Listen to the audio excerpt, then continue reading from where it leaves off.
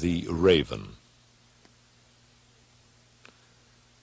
Once upon a midnight dreary, while I pondered, weak and weary, over many a quaint and curious volume of forgotten lore, while I nodded, nearly napping, suddenly there came a tapping, as of someone gently rapping at my chamber door. "'Tis some visitor," I muttered, "tapping at my chamber door. Only this and nothing more." Ah, distinctly I remember it was in the bleak December, and each separate dying ember wrought its ghost upon the floor. Eagerly I wished the morrow. Vainly I had sought to borrow from my books surcease of sorrow. Sorrow for the lost Lenore, for the rare and radiant maiden whom the angels name Lenore, nameless here for evermore. And the silken, sad, uncertain rustling of each purple curtain thrilled me, filled me with fantastic terrors never felt before, so that now, to still the beating of my heart, I stood repeating, "'Tis some visitor entreating entrance at my chamber door, some late visitor entreating entrance at my chamber door. This it is, and nothing more." Presently my soul grew stronger. Hesitating then no longer, "Sir," said I, "or madam, truly your forgiveness I implore. But the fact is I was napping, and so gently you came rapping, and so faintly you came tapping at my chamber door, that I scarce was sure I heard you. Here I opened wide the door. Darkness there, and nothing more. Deep into that darkness peering, long I stood there, wondering, fearing, doubting, dreaming dreams no mortals ever dared to dream before. But the silence was unbroken, and the stillness gave no token, and the only word there spoken was the whispered word, "Lenore." This I whispered, and an echo murmured back the word, "Lenore." Merely this, and nothing more. Back into the chamber turning, all my soul within me burning, soon again I heard a tapping, something louder than before. "Surely," said I, "surely that is something at my window lattice. Let me see, then, what thereat is, and this mystery explore.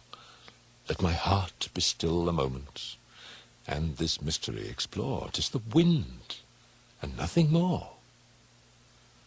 Open here I flung the shutter, when, with many a flirt and flutter, in there stepped a stately raven of the saintly days of yore. Not the least obeisance made he, not a minute stopped or stayed he, but with mien of lord or lady, perched above my chamber door, perched upon a bust of Pallas, just above my chamber door, perched and sat, and nothing more. Then this ebony bird, beguiling my sad fancy into smiling, by the grave and stern decorum of the countenance it wore, "Though thy crest be shorn and shaven, thou," I said, "art sure no craven, ghastly, grim, and ancient raven, wandering from the nightly shore. Tell me what thy lordly name is on the night's Plutonian shore." Quoth the raven, "Nevermore." Much I marvelled this ungainly fowl to hear discourse so plainly, though its answer little meaning, little relevancy bore, for we cannot help agreeing that no living human being ever yet was blessed with seeing bird above his chamber door, bird or beast, upon the sculptured bust above his chamber door, with such name as Nevermore. But the raven, sitting lonely on that placid bust, spoke only that one word, as if his soul, in that one word, he did outpour. Nothing farther then he uttered, not a feather then he fluttered, till I scarcely more than muttered, "Other friends have flown before. On the morrow he will leave me, as my hopes have flown before." Then the bird said, "Nevermore." Startled at the stillness broken by reply so aptly spoken, "Doubtless," said I, "what it utters is its only stock and store, caught from some unhappy master, whom unmerciful disaster followed fast and followed faster, till his songs one burden bore, till the dirges of his hope that melancholy burden bore, of never, nevermore." But the raven still beguiling all my sad soul into smiling, straight I wheeled a cushioned seat in front of bird and bust and door. Then upon the velvet sinking, I betook myself to linking fancy unto fancy, thinking what this ominous bird of yore, what this grim, ungainly, ghastly, gaunt, and ominous bird of yore meant in croaking, "Nevermore."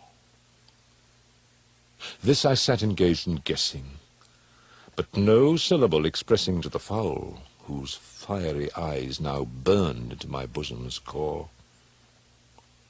This and more I sat divining with my head at ease, reclining on the cushion's velvet lining that the lamplight gloated o'er, but whose velvet violet lining with the lamplight gloating o'er she shall press nevermore. Then methought the air grew denser, perfumed from an unseen censer swung by seraphim, whose footfalls tinkled on the tufted floor. "Wretch," I cried, "thy God hath lent thee, by these angels he hath sent thee respite and nepenthe from thy memories of Lenore. Quaff, oh quaff this kind nepenthe, and forget this lost Lenore." Quoth the raven, "Nevermore."